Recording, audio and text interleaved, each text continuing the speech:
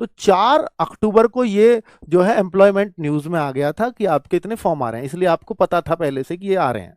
ठीक है, लेकिन जो ऑनलाइन एप्लीकेशन ओपन हुई है वो आज ही से, लिंक अभी एक्टिवेट नहीं हुआ है, आज से ही फॉर्म भरे जाएंगे।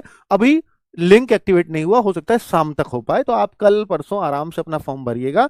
मैं आपको फॉर्म भरने की एक वीडियो भी बनवा दूंगा जिससे फॉर्म में किसी तरह की कोई मिस्टेक ना हो। एक एक कॉलम की वीडियो आपके लिए बनवा दी जाएगी। क्लोजिंग डेट ऑफ सबमिशन यानी लास्ट डेट जो है फॉर्म की वो 27 नवंबर। फिर भी कोई गलती रह जाए तो समय से देख लेना प्रिंट आउट निकलवा कर, तो फिर घबराने की बात नहीं है। 30 नवंबर से लेकर के और 9 दिसंबर के बीच में उसमें करेक्शन कराया जा सकता है। ठीक है, करेक्शन करा लीजिएगा, फिर कोई दिक्कत वाली बात वो नहीं है। नेक्स्ट अगर मैं बोलूं टोटल वैकेंसीज किस किस में कितनी कितनी है, तो इसमें टोटल 4 तरह की पोस्ट हैं बच्चों ना। तो भाई कॉमर्शियल कम टिकट क्लर्क ये वही वैकेंसी और लेवल 3 की होती है, अर्थात ये कांस्टेबल लेवल होता है। ठीक है, 21,700 बेसिक होता है इसका। B2 स्टैंडर्ड मेडिकल है जो कि बहुत नॉर्मल है, चश्मे वगैरह खूब बढ़िया चलते हैं इसमें। 18 से 30 इसमें एज है, और सबसे ज्यादा वैकेंसी इस बार टीटी की ही है, 2424। 3,000। अब अकाउंट क्लर्क कम टाइपिस्ट, इसमें थोड़ा सा टाइपिंग का भी काम होगा, अकाउंटिंग का भी काम होगा, तो ये इससे छोटी नौकरी है, लेवल 2 की है, 19,900, और ये 394 पद हैं इसके। ठीक है, एक जूनियर क्लर्क कम टाइपिस्ट होता है, ये भी लेवल 2 है, और इसका 163 पोस्ट है, और एक पोस्ट है ट्रेन क्लर्क की, और ये है 77। बच्चों देखो, इन दो में बहुत तगड़ा कंपटीशन रहेगा, मैं आपको बता दे रहा हूं पहले। 1 और 4 में इनमें थोड़ा कम कंपटीशन रहेगा, उसका कारण है क्योंकि यहां टाइपिंग चाहिए। इन दोनों में कुछ भी नहीं चाहिए, सिर्फ आपको CBT 1 और CBT 2 दो एग्जाम क्लियर करने हैं, आपको ये दो पोस्ट मिल सकती हैं। और अगर आपने चारों भरी हैं, आप टाइपिंग में फेल हो गए, तो आप इन दोनों के लिए फिर भी एलिजिबल रहोगे। देखो, ये सबसे आसान मेडिकल होता है, जो टाइपिंग वाली पोस्ट है ना, सबसे आसान मेडिकल, कलर विजन भी चलता है इसमें, बिल्कुल खुला, मतलब एडमिटेड है यहां पर। चलो, तो सबकी एज यही है, और नाम ही टाइपिस्ट लिख रहा था, तो उसने बोल दिया कि इनमें भैया टाइपिंग भी पास करनी पड़ेगी। और इन दो पोस्टों में, जो आपकी टीटी वाली है और ट्रेन क्लर्क है, इनमें कोई भी टाइपिंग वाइपिंग की जरूरत नहीं है, इसमें बस CBT 1 देना है और CBT 2, वो तो इन दोनों में भी देना है, बस इनमें एक एडिशनल और है टाइपिंग। इसलिए बात कर लेता हूं जोन वाइज वैकेंसीज कितनी है। देखिए, कोलकाता जोन में सबसे ज्यादा वैकेंसीज है, 499। मुंबई में 494 है। प्रयागराज, ये इलाहाबाद वाला जो जोन है ना, ये इलाहाबाद से लेकर के और दिल्ली से टच हो जाता है, ये यहां तक, हमारे यहां तक यही लगता है प्रयागराज जोन। और फिर इधर चंडीगढ़, जो दिल्ली आती है वो चंडीगढ़ जोन में आ जाती है, तो प्रयागराज में एक अच्छी खासी वैकेंसी है। तो गोरखपुर 173, तो यूपी वालों के लिए तो दो जोन हो गए हैं बढ़िया से। मालदा 196, अहमदाबाद, अहमदाबाद बहुत उठा दी बच्चों ने जो कम जाती थी, 153, उधर ही डाल दिया सबने। जम्मू कश्मीर श्रीनगर 137, गुवाहाटी 135, भोपाल 123, अजमेर 116, और ये 100 से कम वैकेंसीज वाले जोन ये रहे। बिहार के पटना मुजफ्फरपुर, ये बिहार के हैं, यहाँ तो कम ही रहती है, ये बच्चे बाहर भरते हैं अपना फॉर्म। भाई यहाँ पे और क्लियर क्या करने की, कोई कहे कि इसमें सैलरी कितनी बन जाएगी, टीटी में सैलरी कितनी बनेगी, 21,700 लेवल 3 है। अगर मैं सैलरी आपको बता दूं, तो यहां आराम से सैलरी 45,000 आपकी आराम से बन जाएगी। इसमें जो सैलरी है वो 40,000 के आसपास बनेगी। बाकी जो बोनस होता है साल में दीपावली का 70 दिन की, वो एक्स्ट्रा सैलरी मिलती है आपको। 40,000 यहां बन जाएगी और 40,000 इसमें बन जाएगी। तो ये तीनों तो 40,000 सैलरी दिलवाएंगे आपको। और ये कंडीशन क्या है, देखिए कंडीशन एक है 12th पास होना चाहिए, लेकिन साथ में लगा दिया कि 50% मार्क्स चाहिए 12th में। इसमें भी अगर 50% नहीं है ना, तो फिर नहीं होगा भाई। तो 50%, लेकिन 50% से कुछ लोगों को छूट भी दी गई है।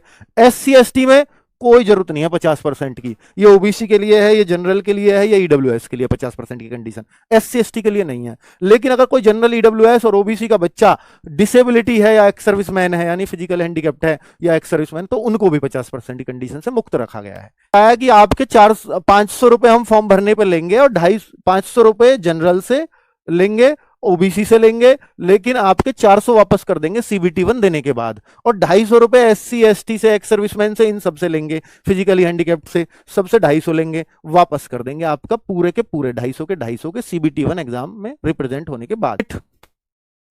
1/1/2026 जो एज मांगी गई है ना, 18 से 30 साल एज तो है, लेकिन ये 1/1/2026 को मांगी गई है भाई। 1 जनवरी 2026, अर्थात किसी बच्चे की एज 1/1/2008 भी है ना, तो वो भी फॉर्म भर देगा। तो ये बता रहा है कि ये तो मैंने बताई लेटेस्ट कंडीशन। एक बता रहा है इससे पहले यूआर ईडब्ल्यूएस वाले नहीं भर सकते, इससे पहले कोई पैदा हुआ है ओबीसी वाला नहीं भर सकता, इससे पहले कोई एससी एसटी वाला पैदा हुआ है इस डेट से पहले नहीं भर सकता, इसके बाद के सब भर देंगे इस तक। छूट भी है 18 से 30 साल एज जरूर है, लेकिन 5 साल की छूट एससी एसटी जो नियम अनुसार छूट मिलती है, ओबीसी नॉन क्रीम लेयर वालों को 3 साल की छूट मिलती है। बाकी एक्स सर्विसमैन को, पीडब्ल्यूबीडी कैंडिडेट जो हैंडीकैप्ड हैं उनके लिए सबकी छूट नहीं देखेंगे, और इसको कोई सीरियस भी नहीं लेगा। वेरी वेरी जितने वेरी वेरी लगाओ वो लगा लेना। ओबीसी वालों ये आपके लिए, ईडब्ल्यूएस वालों ये आपके लिए। इन दोनों बच्चों को इस बात को ध्यान से सुनना है कि आपको ये एससी एसटी की कंडीशन नहीं है, ओबीसी और ईडब्ल्यूएस वाले बच्चों को ध्यान देना है कि उनका जो है 1 अप्रैल 2025 से बाद का बना हुआ सर्टिफिकेट चाहिए होगा, और फॉर्म की लास्ट डेट 27 नवंबर से पहला बना हुआ होना चाहिए। हम आपको जनरल में डाल देंगे, ये बोला है भाई, ठीक है।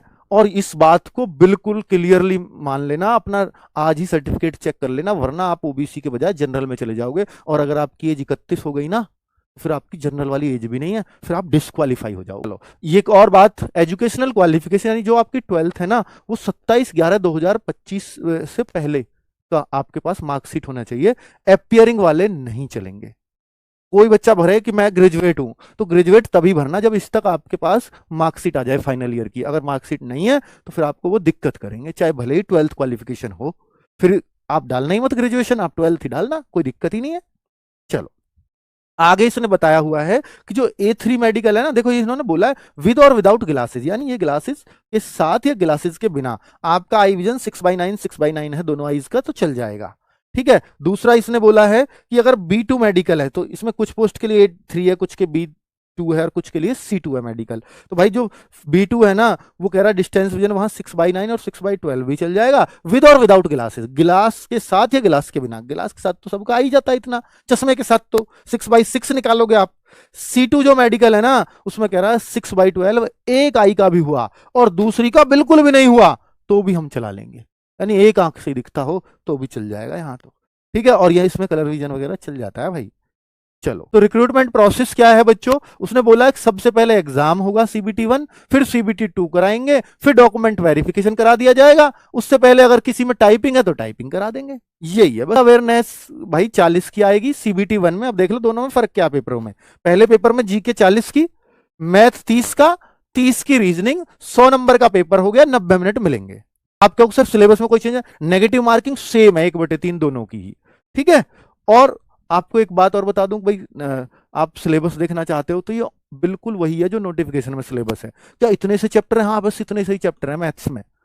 इसमें टोटल अर्थमेटिक आ गया, प्रॉफिट लॉस, एलिमिनेटरी, अलजेब्रा, एक क्वेश्चन यहां से, एक ज्योमेट्री से, एक टिग्नोमेट्री से, और एक स्टैटिस्टिक्स से। तो ये 3 क्वेश्चन और आप एडवांस के मानकर चलो, इतना ही आता है भाई मैथ्स, ठीक है।